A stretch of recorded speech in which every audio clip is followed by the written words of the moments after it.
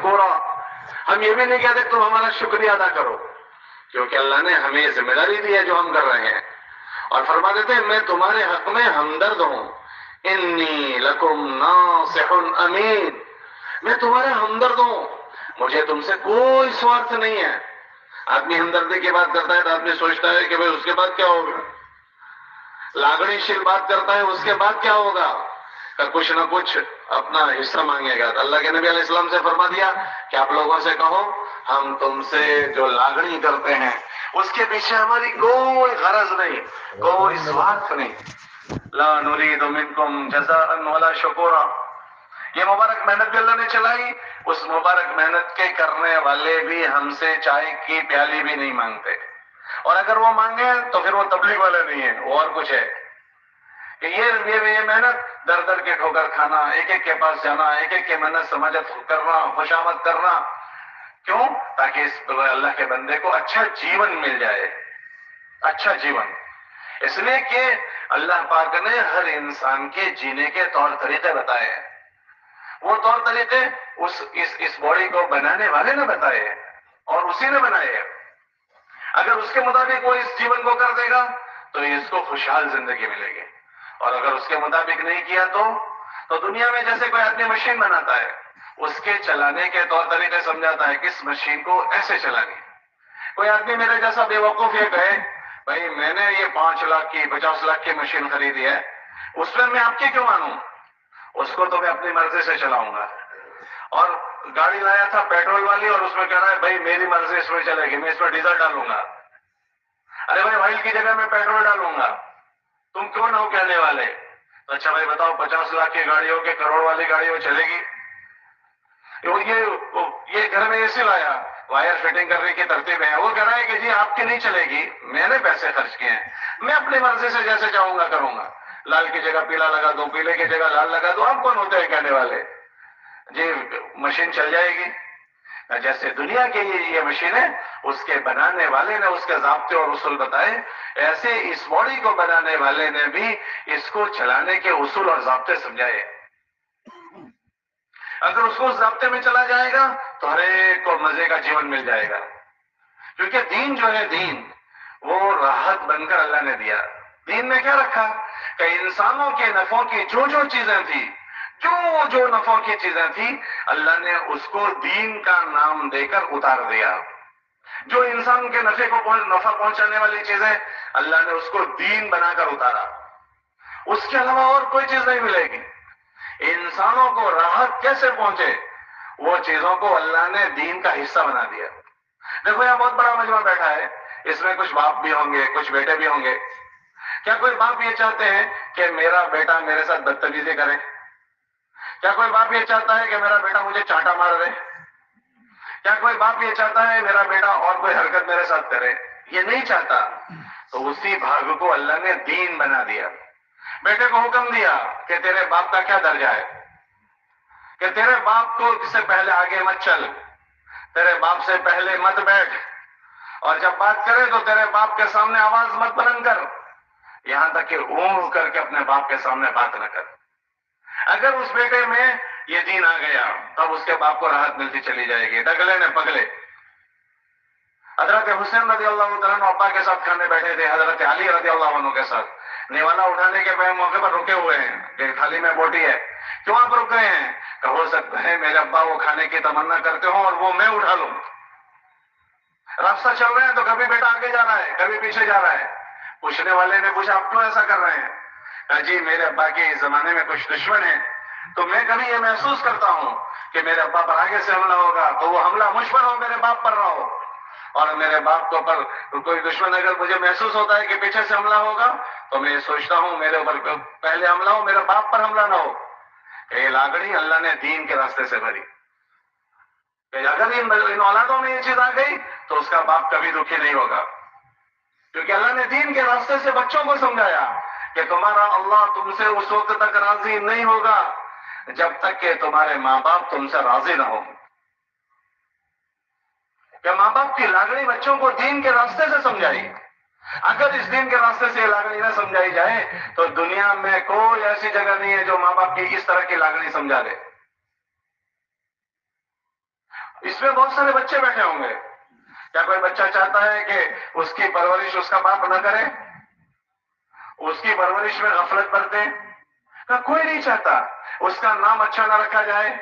ہر آدمی چاہتا ہے میری پرورش اچھی ہو، میرا نام اچھا ہو. کیا کوئی بیٹا ایسا چاہتا ہے کہ مجھے ایسی چل چلاؤ لڑکی سے نکاح کروا دے؟ کوئی نہیں چاہتا. تو اللہ نے باپ کا دین یہ بنایا کہ بچہ پیدا ہو تو اس کا اچھا نام رکھ، اچھا نام رکھ. جب اس کی تربیت ہو تو اس کی تو اچھے سے اچھی تربیت کریے. باپ کے بھاگ میں اس کا دین بنایا.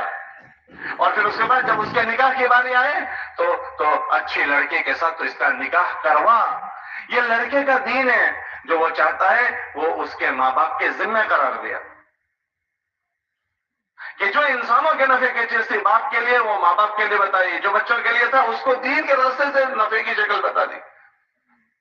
ہم سب یہاں ایک محلے میں اگر مان لو رہتے ہیں تو کیا کوئی یہ چاہتا ہے کہ اس کا پڑوسی ایسا ہو جو لچا لفنگا ہو، اس کی غیر حاضری میں اس کے گھر کی ہیرا پھیری کرے؟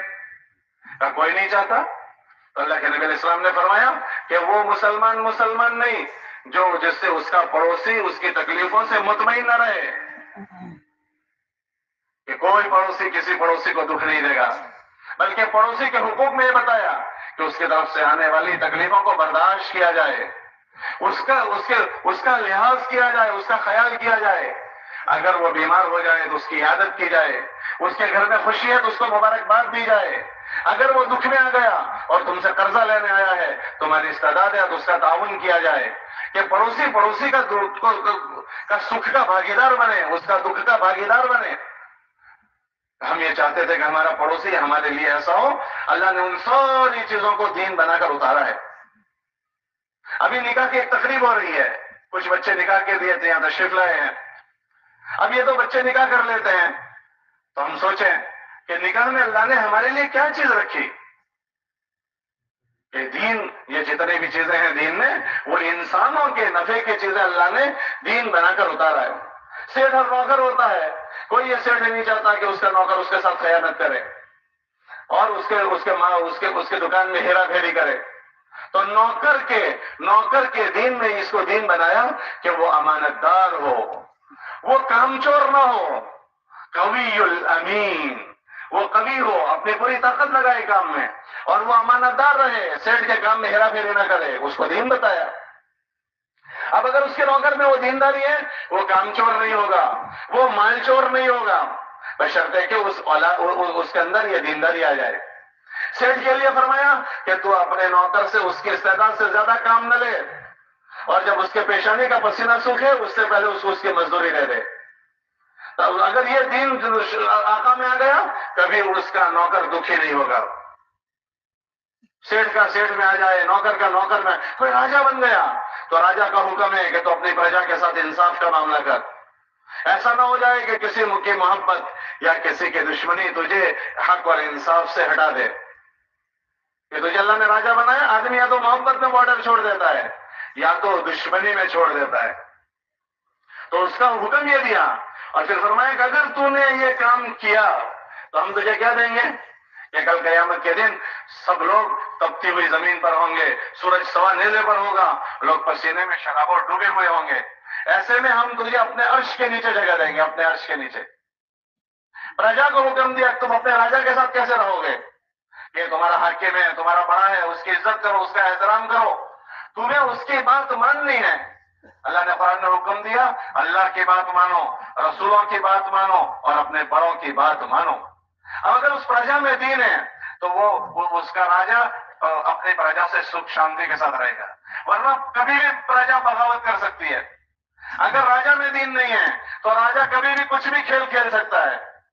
اللہ پاک نے پورا دین جس میں انسانوں کا نفع ہے اس کو دین کا بھاگ بنا کر اتارا ہے. نبیوں نے انسانوں کو یہ سمجھایا ہے کہ اگر یہ چیز وجود میں آ گئی تو تمہاری دنیا میں خوشگواری آ جائے گی، خوشحالی آ جائے گی، اور اگر نہیں ہوا تو اس خوشحالی کو کوئی نہیں لا سکتا. سگا بیٹا ہیرا پھیری کر جائے گا، سگے باپ کے ساتھ ہیرا پھیری کر جائے گا، سگا بھائی کے ساتھ ہیرا پھیری کر جائے گا، نوکر سیٹھ کے ساتھ، سیٹھ نوکر کے ساتھ، پڑوسی کے ساتھ ہیرا پھیری کر جائے گا.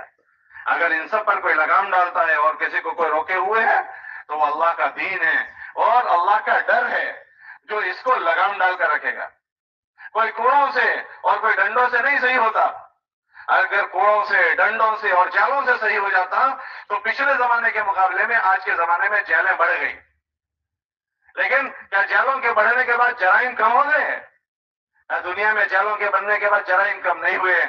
روز جرائم بڑھتے ہی جا رہے ہیں. کورٹ کیسوں سے بھری ہوئی ہے, جیلیں بھر چکی. کہ ان جرائم کو سوائے اللہ کا ڈر کے اور اللہ کے خوف کے ان جرائم سے کوئی کسی کو نہیں روک سکتا. اگر اللہ کا ڈر اندر آ جائے تو کتنا بھی بڑا بادشاہ بن جائے. امیر المومنین عمر رضی اللہ عنہ کرسی پر بیٹھے ہیں. ایک آدمی نے آ کر کہا کہ امیر المومنین میرا یہ مسئلہ ہے.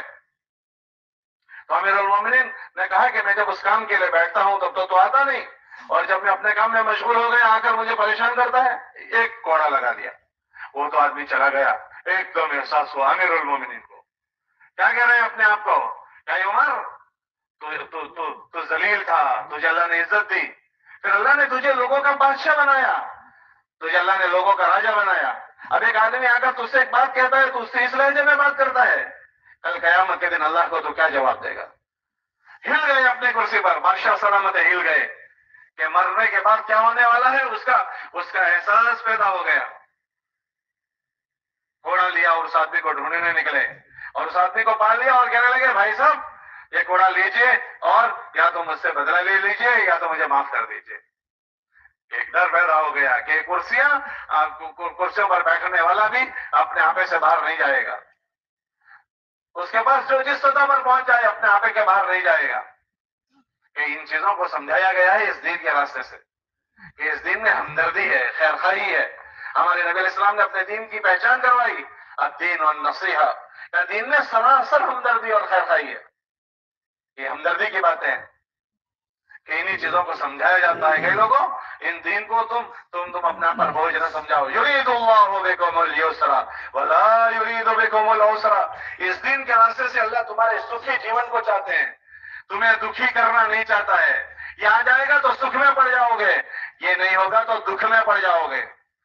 چھوکروں کی راحت نہیں اٹھا سکتے, اگر سیٹ ہو تو نوکروں کے فائدہ نہیں اٹھا سکتے, پڑوسی کے ساتھ ہو تو بغیر دین کے فائدہ نہیں اٹھا سکتے. حضور کے زمانے میں ایک گھر میں پکایا ہوا 7 گھروں میں گھوم رہا ہے کہ پڑوسیوں کے حق سمجھے ہوئے ہیں. ابو ہریرہ رضی اللہ عنہ اپنے گھر میں تشریف لے گئے اور گھر والوں سے فرمایا کہ کھانے میں پانی ملا دو, سالن میں پانی ملا دو اور اپنے پڑوسیوں کو بھیجو, چاہے یہودی ہوں کہ ہمارے پڑوسی ہیں وہ.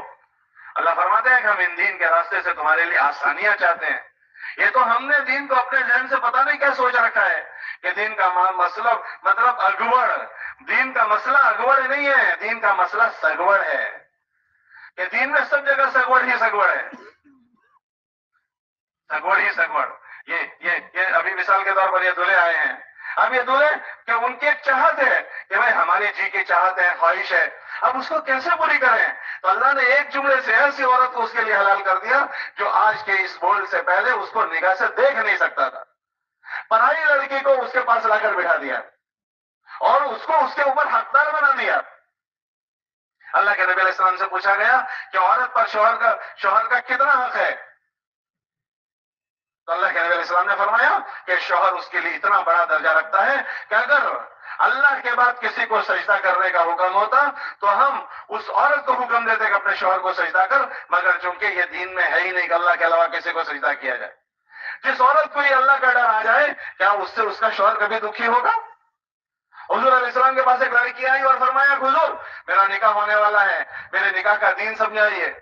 اللہ کے نبی علیہ السلام نے فرمایا تیرے شوہر کا تجھ پر یہ حق ہے کہ اگر اس کے جسم سے پیپ نکل آئے, خون نکلے اور اس کی زبان تو اپنی زبان سے چاٹے تو تم نے اپنے شوہر کا حق ادا نہیں کیا. جس لڑکی کو یہ سمجھ میں آ جائے کیا وہ اپنے شوہر کو کبھی دکھی کر سکتی ہے؟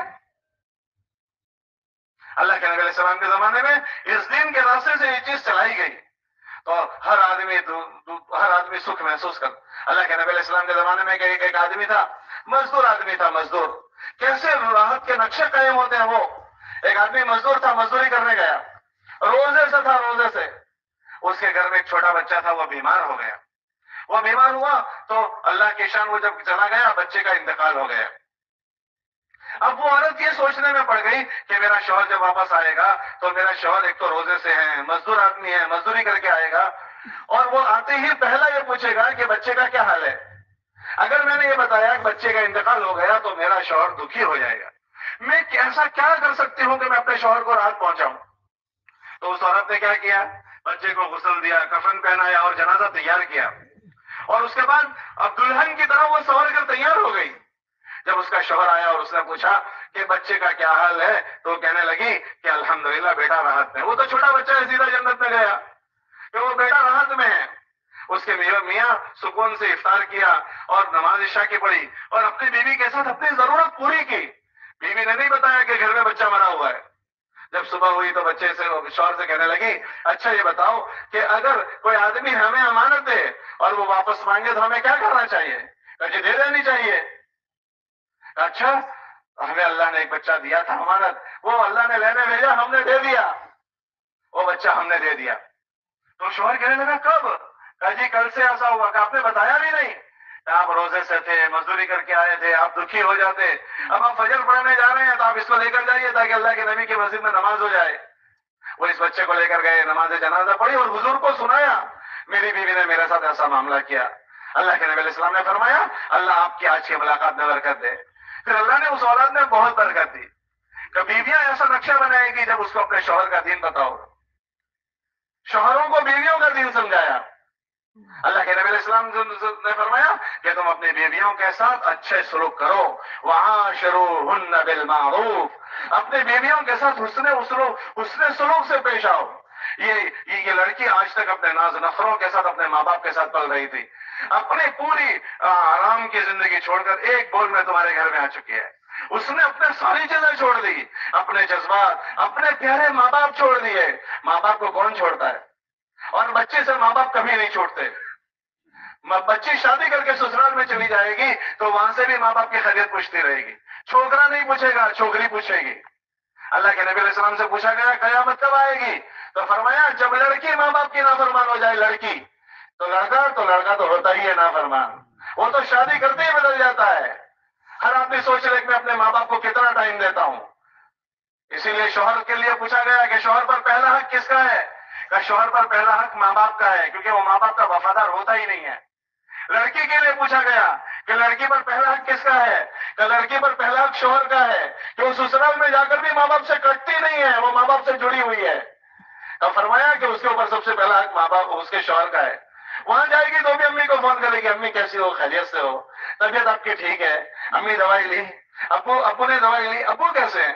آپ دیکھ لینا آپ کی بیٹیوں کے فون آتے ہیں کہ بیٹوں کے فون آتے ہیں. تو بیٹی کو فرمایا کہ بیٹی کے اوپر پہلا حق شوہر کا ہے. بیٹوں سے فرمایا تیرے اوپر پہلا حق تیرے ماں باپ کا ہے، کیونکہ وہ بیوی کا ہو جاتا ہے، نیا رشتہ آیا اسی کا ہو جاتا ہے. اس لیے مولوی صاحب ابھی نکاح کی آیتیں پڑھیں گے، اس میں پہلی آیت میں پڑھتے ہیں اتقوا اللہ الذی تساءلون بہ والارحام. او دلہے میاں سنو، یوں کہہ رہے ہیں سنو، تم ایک نئے رشتے کا بہت دنوں سے انتظار کر رہے تھے. آج تمہاری امنگیں پوری ہو رہی ہے، لیکن اس رشتے سے تمہارے کئی نئے رشتے بننے والے ہیں.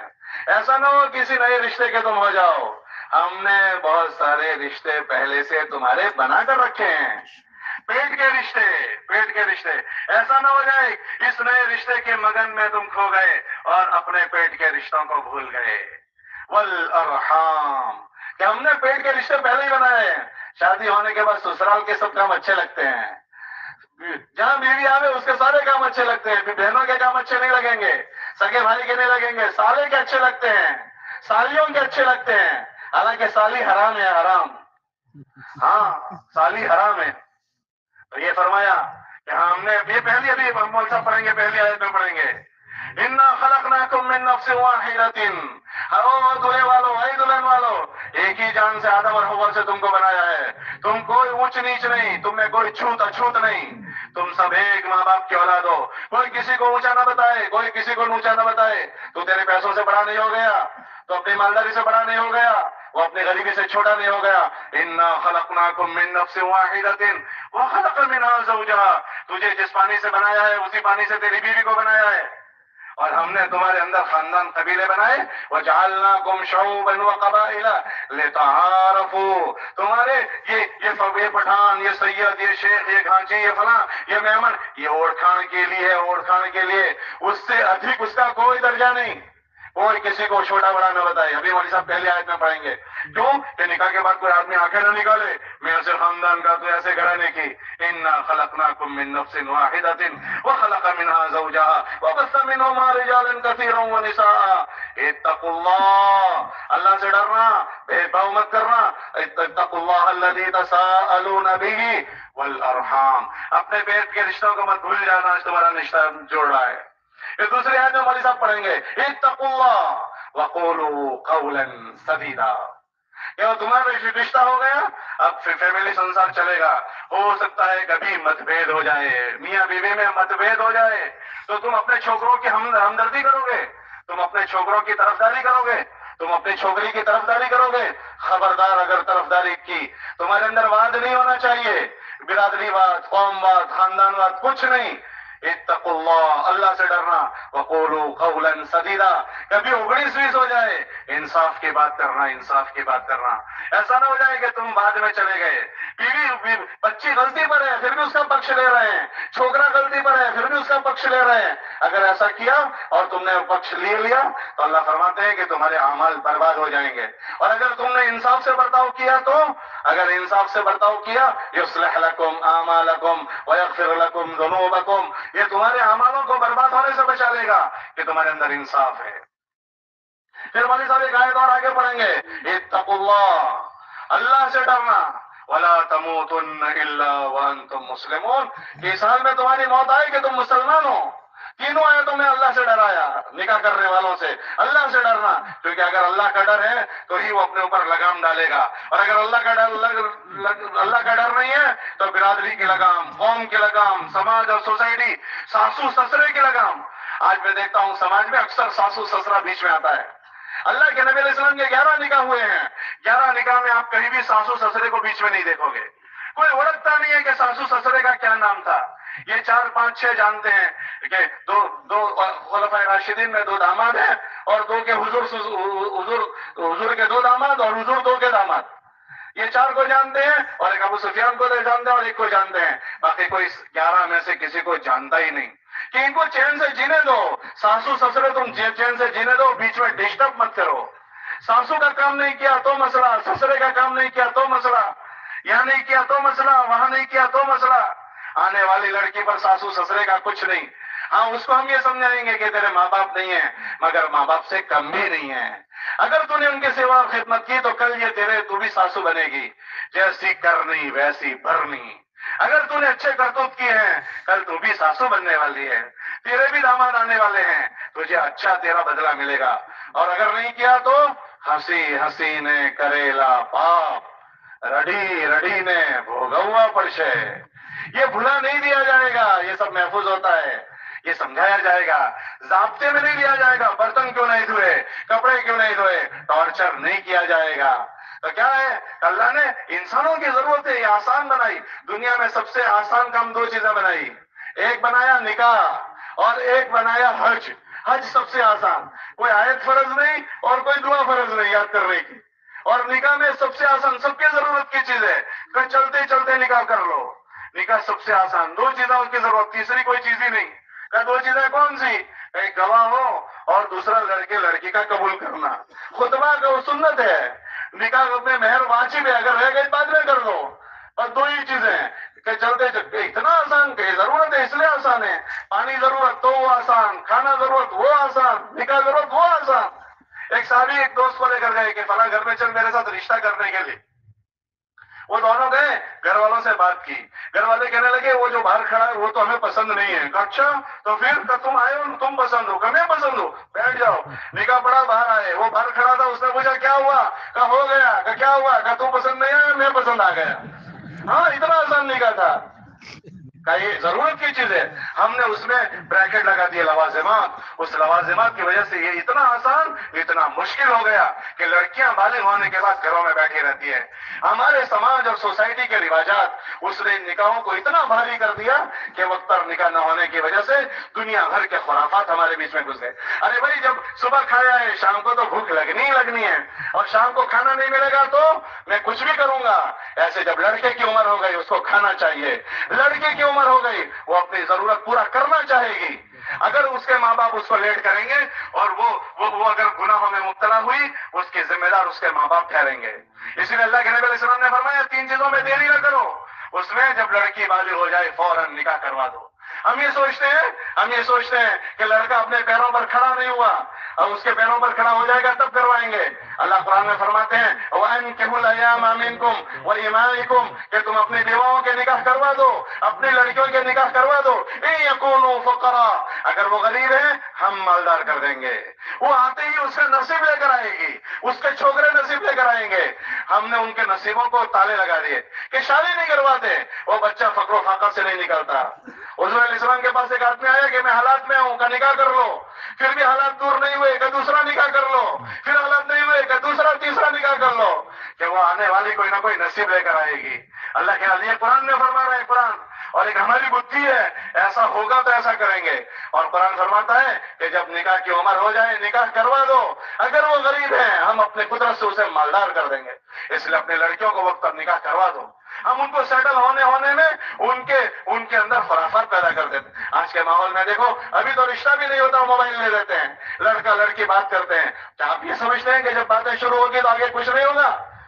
کتابوں میں آتا ہے جہاں ایک لڑکا اور لڑکی جمع ہوتا ہے وہاں تیسرا شیطان ہوتا ہے۔ تیسرا شیطان۔ ایک مرتبہ ابو بکر صدیق رضی اللہ تعالیٰ عنہ اپنے گھر میں بیٹھے تھے، ان کی بیٹی حضرت عائشہ رضی اللہ تعالیٰ عنہ بیٹھی ہوئی تھی، دونوں بیٹھے تھے۔ اللہ کے نبی تشریف لائے، ایک صدیق ہے اور ایک صدیقہ ہے، ایک صدیق اور ایک صدیقہ دونوں کو اکیلے بیٹھے دیکھا۔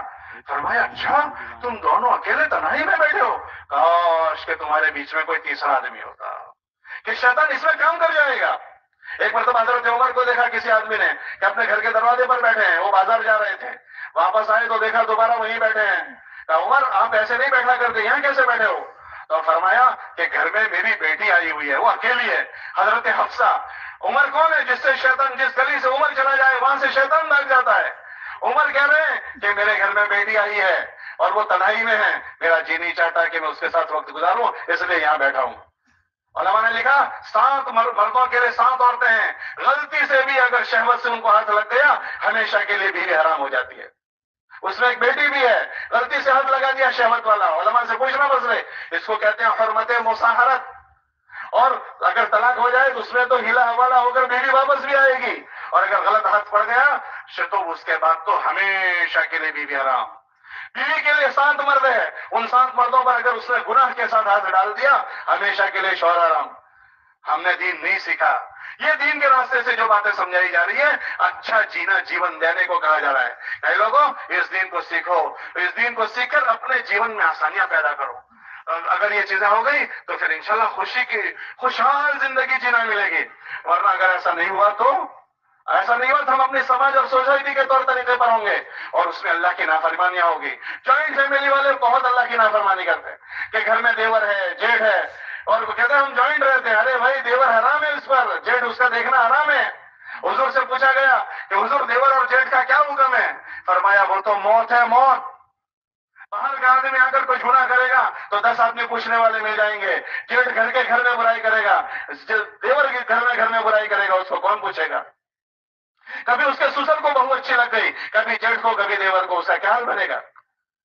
اس لیے اس چیزوں کا دین اگر ہم نے نہیں سیکھا پھر ہمیشہ زندگی بھر آدمی بعض مرتبہ بیوی حرام ہو جاتی ہے، اب اس کے ساتھ زندگی بھر زنا کرتا ہے، اور جب اگر زندگی بھر زناؤں میں رہا پھر اس کی موت خطرے میں ہو جاتی ہے۔ وَلَا تَمُوتُنَّ إِلَّا وَأَنْتُمْ مُسْلِمُونَ کہ تم کفر کی موت مت کرنا، موت مت مرنا۔ جب یہ نکاح کا دین نہیں سیکھا ہوتا تو غلطیاں زندگیوں میں گھس جاتی ہے اور زنا کے ساتھ زندگی گزارتا ہے، پھر اس کا ایمان پر خاتمہ بھی مشکل ہو جاتا ہے۔ اس کے لیے بھائی کہتے ہیں کہ اللہ کے راستے میں آدمی جائے، دینی مزاج بنائے، دینی طبیعت بنائے، دینی فکر بنائے اور دینی مزاج کے ساتھ جینا سیکھے۔ اس لیے آج ماشاءاللہ ہم ان دلوں کو مبارکباد دیتے ہیں، اللہ ان کو نکاح جس طرح سادگی سے یہاں کیا، باقی بھی سادگی سے کرنے کے اللہ توفیق دے۔ اگر تم نے سادگی نہیں کی تو پھر تمہاری چولہے ہل جائے گی، چولہے۔ مولانا علی ایسا فرماتے تھے کہ جس نکاح میں سے سنت طریقے نکل جاتے ہیں، اللہ پاک ان کی اولادوں میں سے اطاعت اور فرما برداری ختم ہو جاتی ہے۔ لوگوں کو راضی رکھنے کے لیے اللہ کو ناراض مت کرنا۔ سب سے زیادہ زندگی کا بھاری دن آج کا ہے تمہارا، تمہاری زندگی کے پہلی اینٹ رکھ رہے ہو تم۔ اگر پہلی اینٹ اچھی ہو گئی پوری عمارت اچھی جائے گی، اور پہلی اینٹ خراب ہو گئی تو پوری عمارت میں آگ لگ جائے گی، اس آگ کو بجھانے کوئی نہیں آئے گا۔ تو جس طرح آپ نے یہاں سادگی سے کیا، آگے کے ساری ولیمہ بھی، اور یہ ولیمہ کرو، اللہ کو ناراض نہ کرو، خرافات نہ کرو، سب سلیقے سے کرو، تو انشاءاللہ نکاح بھی سکھ میں رہو گے اور نکاح کے بعد بھی سکھ میں رہو گے، ورنہ دکھ کے علاوہ کوئی پیج نہیں کھلے گا، رہو گے انشاءاللہ۔ اور ماں باپ سے بھی میری گزارش ہے، لوگوں کو راضی کرنے کے لیے اللہ کو ناراض مت کرنا، ورنہ اپنے بچوں کے گھر میں آگ لگ جائے گی۔ کرو گے اس کی فکر انشاءاللہ؟ اللہ توفیق دے، قبول فرمائے۔